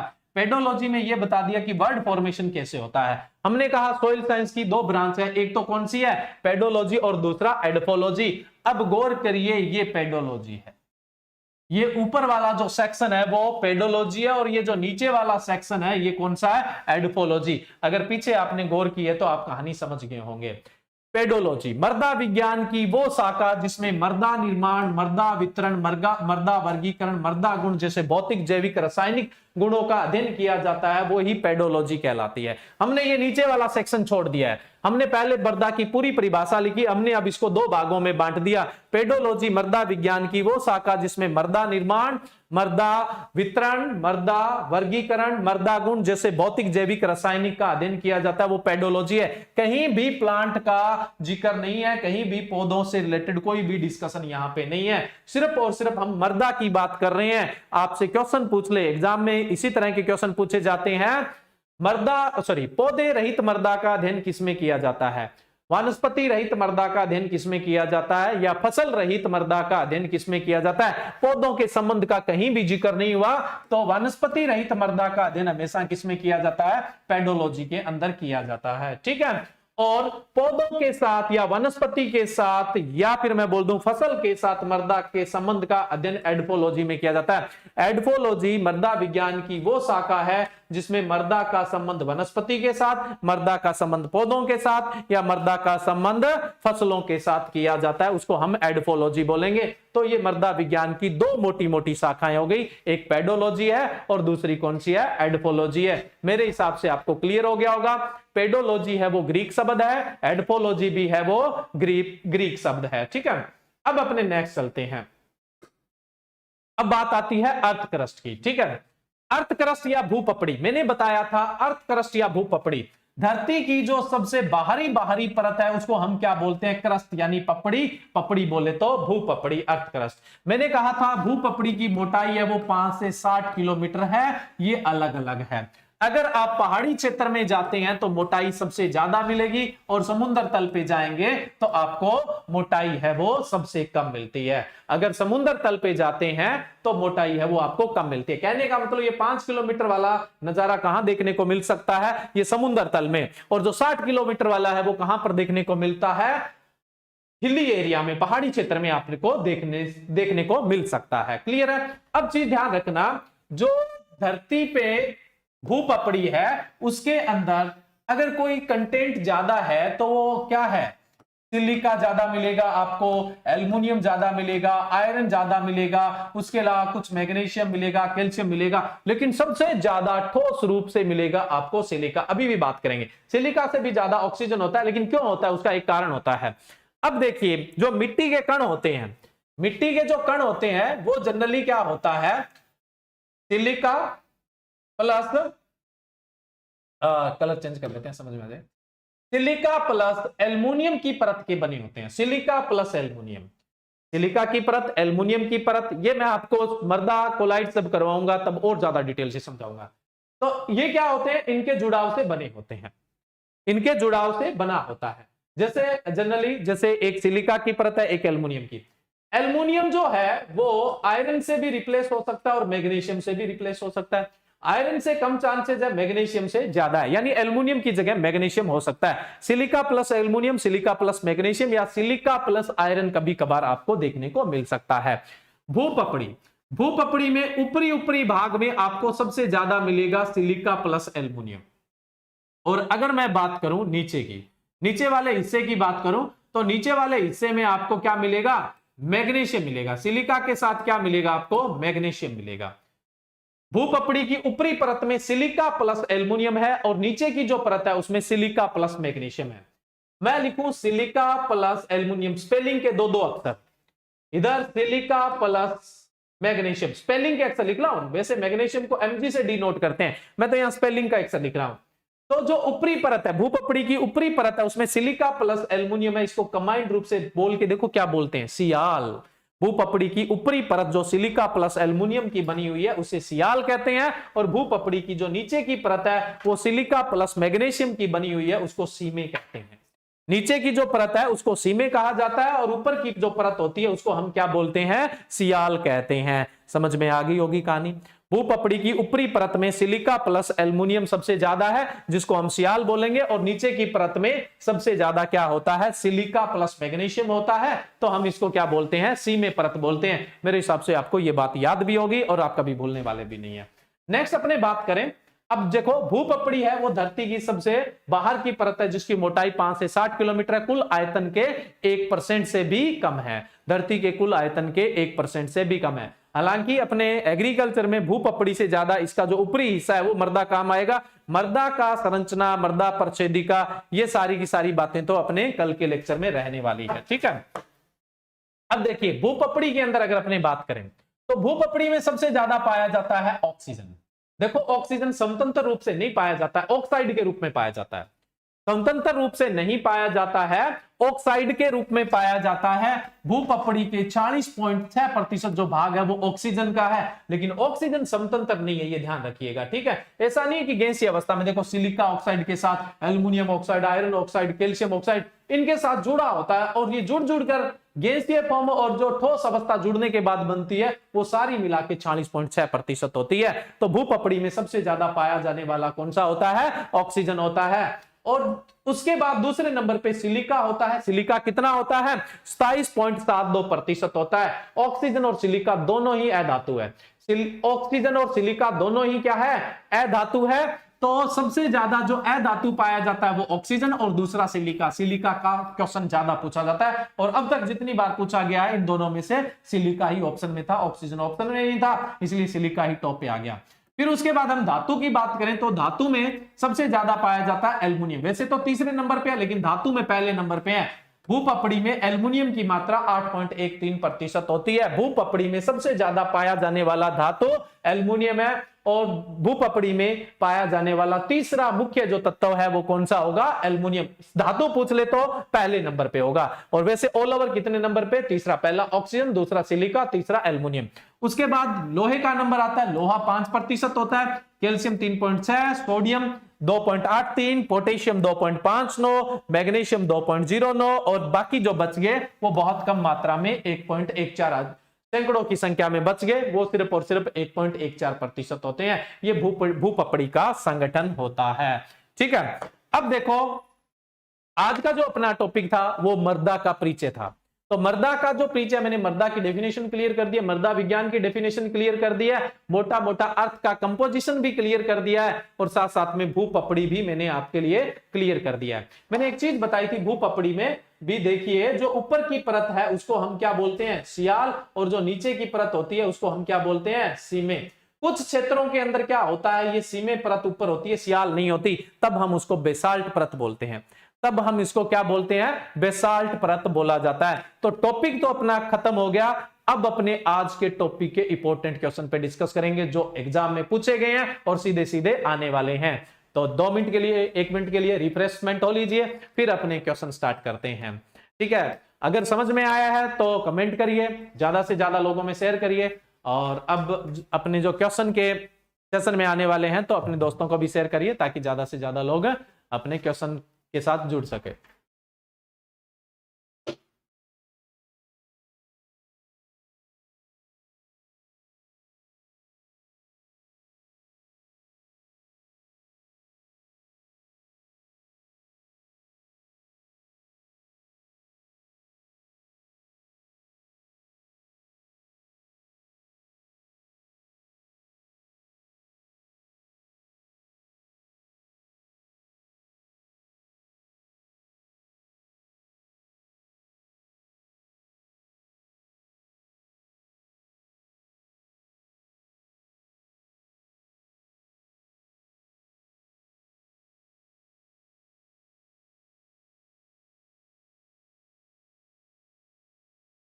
ठीक है, अब अपने क्वेश्चन पे देखो। वैसे तो जब अपने क्विज पे चलते हैं तो एक एक ऑप्शन को एक्सप्लेन किया जाता है। ठीक है, यहां पे अपने ऑप्शन को एक्सप्लेन नहीं करेंगे। ऑप्शन को एक्सप्लेन क्यों नहीं करेंगे? क्योंकि ये चीजें मैंने आपको पहले बता दी। अब देखो इस क्वेश्चन से अपने को स्टार्ट करने हैं। शुरू के 5 जो क्वेश्चन है वो कल के सेशन के काम आने वाले हैं। मुझे लगा था कि मैं वो भी आज कवर कर लूंगा, लेकिन समय कम था तो काफी लेंथी लेक्चर रहा। तो शुरू वाले 5 क्वेश्चन एक बार छोड़ दीजिए, नेक्स्ट क्वेश्चन पे चलते हैं। मृदा शब्द की उत्पत्ति कौन से भाषा के शब्द से हुई है? मृदा बोले तो सोइल, ल लग गया इसमें, समझ गए आप, जिसमें ल बोला गया। तो राइट आंसर क्या होगा? फटाफट उत्तर दीजिए। मृदा शब्द की उत्पत्ति कौन सी भाषा के शब्द से हुई है? 4 ऑप्शन आपके सामने, ग्रीक, संस्कृत, लैटिन और फ्रेंच। तो राइट आंसर क्या होगा? शाबाश, सबका आंसर लगभग ठीक आ रहा है, सही आ रहा है, लैटिन। राइट आंसर क्या है इसका? C option, Latin. वो मैंने पीछे एक्सप्लेन कर ही दिया था। नेक्स्ट है, मृदा का कण होता है। आयाम पूछेंगे, डायमेंशन पूछेंगे, कितने डायमेंशन होते हैं? फटाफट बताइए। आंसर है, सॉरी ऑप्शन है 1 आयाम, बी ऑप्शन 2 आयाम, सी ऑप्शन 3 आयाम और डी ऑप्शन 4 आयाम। तो बताइए मृदा का कण कितने आयाम वाला होता है? फटाफट उत्तर कीजिए। कुछ स्टूडेंट गलत आंसर दे रहे हैं, लेकिन मोस्ट ऑफ का आंसर सही आ रहा है। प्राग राजपूत, वीरपाल, है ना, भूमिका, बबली, नरेश, ठीक है, इनका आंसर ठीक आ रहा है। 3 आयाम वाले होते हैं, मैंने कहा था ना 3 डायमेंशनल। मृदा का जो कण होता है वो 3 डायमेंशनल होता है। नेक्स्ट अगले क्वेश्चन पे चलें। मृदा निर्माण, मृदा वितरण, मृदा गुण का अध्ययन किया जाता है। मृदा, ढंग से पढ़ना क्वेश्चन, मृदा निर्माण, मृदा वितरण, मृदा गुण का अध्ययन किया जाता है।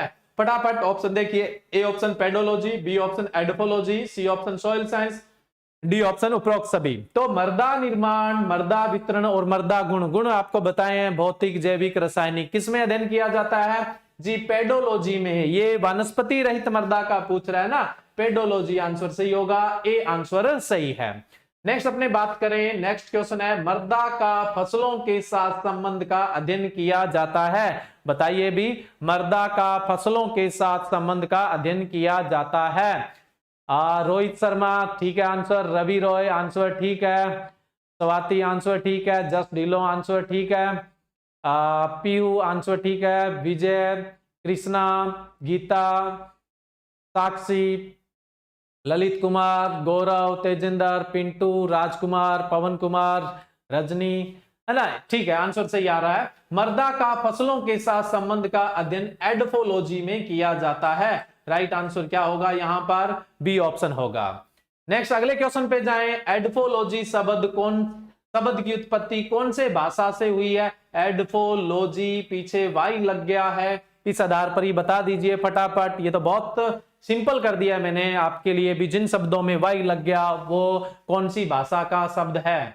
तेजवीर आंसर ठीक है, रोहित कुमार ठीक है, पवन कुमार ठीक है, पांडे ठीक है, वीरपाल ठीक है, गौरव का भी आंसर ठीक है, साक्षी का भी ठीक है, प्राग राजपूत का भी आंसर ठीक है, सही आंसर चल रहा है ना, साहिल का भी आंसर ठीक है।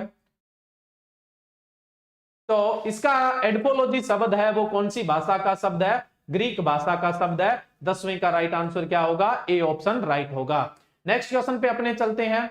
पेडोलॉजी के जनक किसे कहते हैं? ये मैंने आपको नहीं बताया था। देखो एक पहले तो आप उत्तर दीजिए, क्या पता आपको आता ही हो। पेडोलॉजी के जनक किसे कहते हैं? ए ऑप्शन है विथनी, बी ऑप्शन है डोकुचेव, सी ऑप्शन है जेनी और डी ऑप्शन है लीबेग।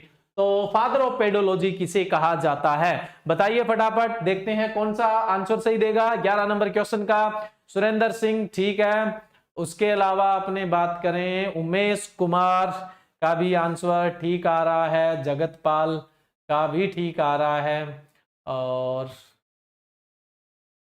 लगभग स्टूडेंट का आंसर ठीक आ रहा है, कुछ बीच में गलत दे रहे हैं। नरेश कुमार ने आंसर गलत दे दिया भाई, ठीक है, सही। सीताराम ने आंसर सही दिया है, अनुज ने आंसर सही दिया है, ममता ने आंसर सही दिया है, ठीक है। देखो जो फादर ऑफ पेडोलॉजी है वो कौन है? वी डोकुचेव, वेन वेंसली डोकुचेव है, जो एक रशियन वैज्ञानिक है जिन्होंने इस दुनिया में पहली बार पूरे विश्व का टूर करते हुए, पूरे विश्व का देखते हुए, उन्होंने वहां की मर्दा के निर्माण कैसे हुआ, मर्दा का वितरण कैसा है, मर्दा का वर्गीकरण किया उन्होंने, और मर्दा के गुण के बारे में बताया। ऐसे पहले वैज्ञानिक थे जिन्होंने बड़े स्केल पे इतना बड़ा रिसर्च किया, इसलिए फादर ऑफ पेडोलॉजी है वो वी डोकुचेव को कहते हैं, जो एक रशियन साइंटिस्ट है। फादर ऑफ सॉइल साइंस भी वी डोकुचेव को ही कहा जाता है, और सबसे पहले मर्दा वर्गीकरण है वो भी डोकुचेव ने दिया था, इसलिए father of soil taxonomy, father of soil taxonomy, मर्दा वर्गीकी के जनक भी वी डोकुचेव को कहते हैं। सुन लीजिए दोबारा से, जो पेडोलॉजी है उसके जनक भी वी डोकुचेव है, मर्दा विज्ञान के जनक भी वी डोकुचेव है, और मर्दा वर्गीकी के जनक भी वी डोकुचेव है। Father of soil classification, father of soil taxonomy, father of pedology and father of soil science V Dokuchaev को, और फादर ऑफ मॉडर्न पेडोलॉजी भी वी डोकुचेव को ही कहा जाता है। नेक्स्ट है, मर्दा को पोषक तत्वों का थैला किसने कहा था? मर्दा को पोषक तत्वों का थैला किसने कहा था? कईयों ने तो पहले ही आंसर दे दिया ना, कस्य मीना।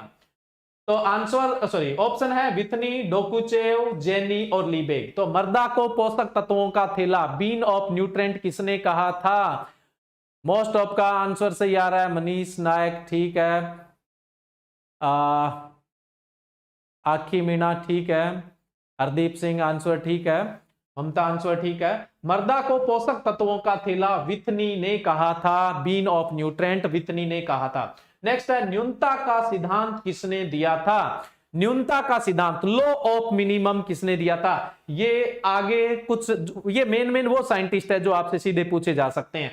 इनके जो काम है वो आपके सिलेबस में होते नहीं, ये थोड़ी सी डेप्थ वाली बातें होती है, लेकिन साइंटिस्ट का सीधा सीधा पूछ लिया जाता है, इसलिए मैंने यहाँ पे 2-3 क्वेश्चन मेंशन कर दिए। लेकिन न्यूनता का सिद्धांत तो जब हम पादप पोषक तत्व पढ़ेंगे वहां पर पढ़ेंगे ही पढ़ेंगे, जब पादप पोषक तत्व पढ़ेंगे ना तो तब हम पढ़ेंगे। न्यूनता का सिद्धांत किसने दिया था? ए ऑप्शन है विथनी, बी ऑप्शन है डोकुचेव, सी ऑप्शन है जेनी और डी ऑप्शन है लीबेग। लॉ ऑफ मिनिमम किसने दिया था? लॉ ऑफ मिनिमम किसने दिया था? आंसर ठीक आ रहा है, मोस्ट ऑफ का भीमसेन का ठीक है, प्राग राजपूत का ठीक है, हरप्रीत सिंह का ठीक है, सरस्वती का ठीक है, सैंडी का ठीक है, रोहित का ठीक है। देखो न्यूनता का सिद्धांत, लॉ ऑफ जो मिनिमम दिया था वो जस्टिन वॉन लीबेग ने दिया था, जस्टिन वॉन लीबेग ने दिया था। इन्हें वैश्विक स्तर पर फादर ऑफ सॉइल केमिस्ट्री या फादर ऑफ एग्रीकल्चर केमिस्ट्री भी कहा जाता है। फादर ऑफ सॉइल केमिस्ट्री या फादर ऑफ एग्रीकल्चर केमिस्ट्री है वो जस्टिन वॉन लीबेग को कहा जाता है। इन्होंने लॉ ऑफ मिनिमम दिया था।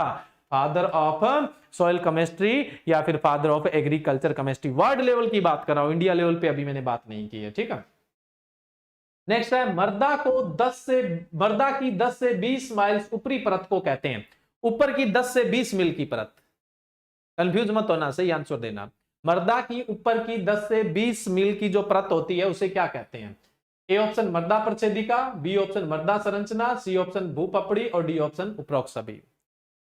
पहले मैंने किलोमीटर में बताया था, अब यहां पे मील में दिया हुआ है। आंसर आप लोग समझ गए होंगे, भूपपड़ी ही कहते हैं। माइल्स में कुछ साइंटिस्ट ने मेंशन किया है तो उन्होंने क्या है, भूपपड़ी को माइल्स में बताया। हमने पीछे क्या बोला, किलोमीटर में, 5 से 60 किलोमीटर। तो ये थोड़ी रेंज बढ़ गई है और यहाँ पे थोड़ी रेंज क्या है, नीचे से स्टार्ट हो गई। अलग अलग फिलोसफर ने अपने अपने हिसाब से दिया था। तो मर्दा की ऊपर की 10 से जो 20 मील की परत है उसको भूपपड़ी कहते हैं। कईयों ने मर्दा प्रच्छेदिका आंसर दिया है ना, गलत आंसर दिया है जी। मर्दा प्रच्छेदिका, मर्दा प्रच्छेदिका तो ऊपर ऊपर की जो मिट्टी होती है उसी को मर्दा प्रच्छेदिका। भूपपड़ी क्या होती है, ध्यान रखिएगा, मिट्टी की परत और उसके नीचे चट्टाने, अधात्विक चट्टाने जो है, इन दोनों को मिला के भूपपड़ी बोलते हैं।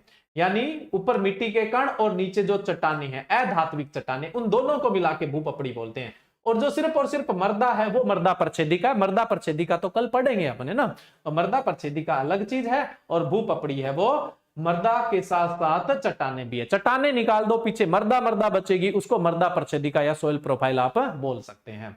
नेक्स्ट है भूपपड़ी की ऊपरी परत जो सिलिका प्लस एल्युमिनियम की बनी हुई है। सिलिका प्लस एल्युमिनियम की बनी हुई है। ये आंसर तो उम्मीद करता हूं किसी का गलत नहीं होना चाहिए। भूपपड़ी की ऊपरी परत जो सिलिका प्लस एल्युमिनियम की बनी हुई है उसे क्या कहते हैं?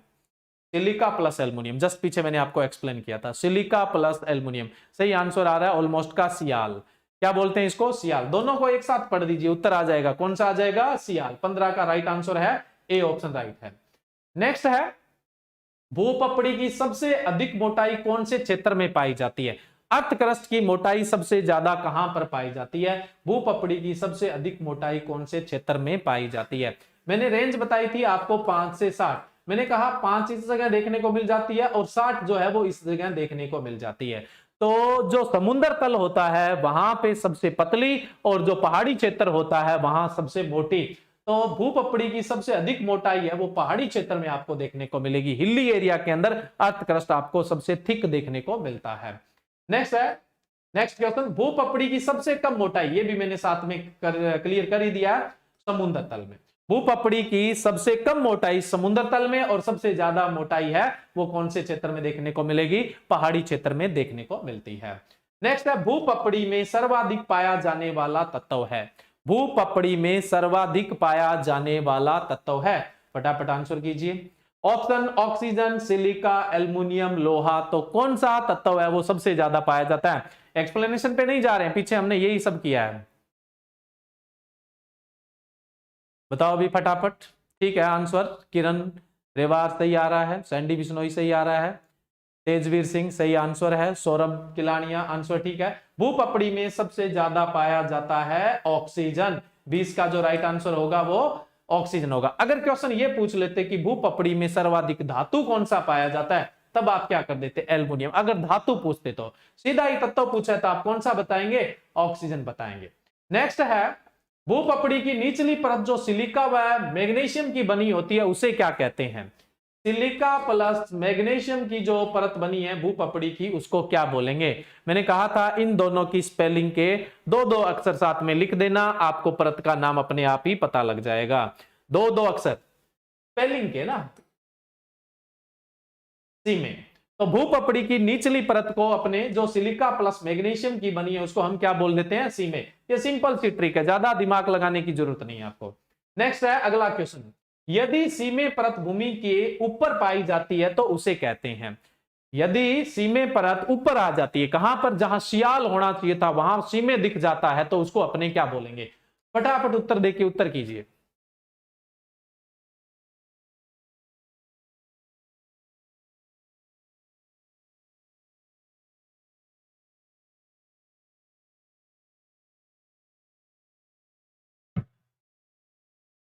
ठीक है, बेसाल्ट परत, सबका लगभग आंसर सही आ रहा है, कुछ लोग आंसर गलत दे रहे हैं।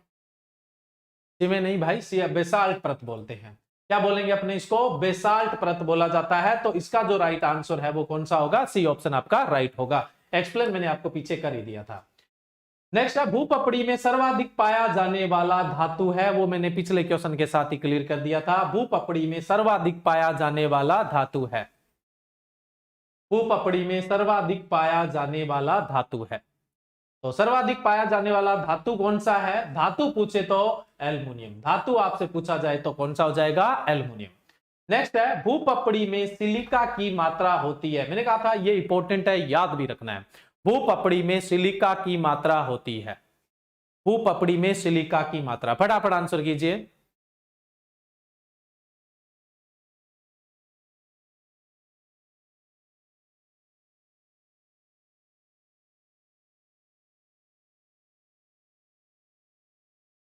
सबसे ज्यादा, सॉरी, भूपपड़ी में सिलिका की मात्रा कितनी होती है प्रतिशत में आपको बताना है। तो ठीक है, आंसर 27.7। ठीक है, ठीक है।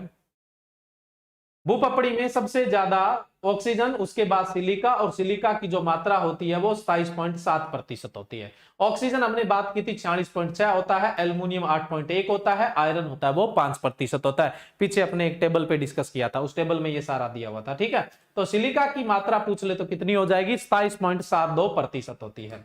नेक्स्ट है मृदा को पोषक तत्वों का थैला किसने कहा था? ये पीछे क्वेश्चन आ गया है, न्यूनता का सिद्धांत, दोबारा क्वेश्चन रिपीट हो गया। नेक्स्ट है father of Indian soil science, father of Indian soil science, बहुत ही इंपॉर्टेंट क्वेश्चन है। Father of Indian soil science, भारतीय मृदा विज्ञान के जनक किसे कहते हैं? ये नीचे वाला जो क्वेश्चन है वो छोड़ देना, सिर्फ ये, क्योंकि ये अभी क्वेश्चन अपने हुए नहीं है। यहां तक ये father of Indian soil science किसे कहा जाता है? बहुत ही इंपॉर्टेंट क्वेश्चन है। ए ऑप्शन है विथनी, बी है डोकुचेव, सी है जेनी, डी है लिथर।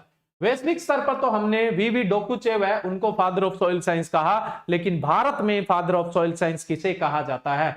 जी, भारत में फादर ऑफ सॉइल साइंस लिथर को कहा जाता है, और इन्हें भारत में कृषि रसायन के जनक भी कहा जाता है, कृषि रसायन के जनक भी कहा जाता है। वैश्विक स्तर पर कृषि रसायन के जनक है वो जस्टिन वॉन लीबेग है। वैश्विक स्तर पर जो कृषि रसायन के जनक है वो जस्टिन वॉन लीबेग है, और मृदा विज्ञान के जनक है वो वीवी डोकुचेव है। लेकिन भारत में जो मृदा विज्ञान के जनक है, यानी father of soil science, father of Indian soil science, और उसके अलावा father of Indian agriculture chemistry, वो कौन है? लिथर। अभी एक जनरल पीछे ही एग्जाम हुआ, उसमें क्वेश्चन पूछा गया था आईसीआर के एकमात्र कृषि रासायनिक वैज्ञानिक कौन थे पूर्व में? तो वो कौन थे? लिथर ही थे। इन्हें कृषि रसायन के जनक भी कहते हैं, इन्हें मृदा विज्ञान के भी जनक कहा जाता है। भारत में इन्हें मृदा विज्ञान का जनक कहते हैं, वैश्विक स्तर पर डोकुचेव को कहते हैं, और वैश्विक स्तर पर कृषि रसायन के जनक जस्टिन वॉन लीबेग को कहा जाता है, और जस्टिन वॉन लीबेग को उर्वरक रसायन के जनक भी कहा जाता है, फादर ऑफ फर्टिलाइजर केमिस्ट्री भी कहा जाता है। तो ये अपने आज का जो टॉपिक है वो क्लियर हो गया है, और उससे संबंधित जितने भी क्वेश्चन जो आपके एग्जाम में आ सकते हैं उन पर भी अपना डिस्कशन हो गया है। ठीक है, ये क्वेश्चन आप अच्छे से याद कर लेते हैं तो इनसे बाहर क्वेश्चन आने के चांसेस नहीं रहते हैं। अब मैं आपको कल के टॉपिक बता देता हूं। सुबह 10 से 11:30 जो क्लास है उसमें जो राजस्थान जीके है उसमें चित्रकला, जलवायु,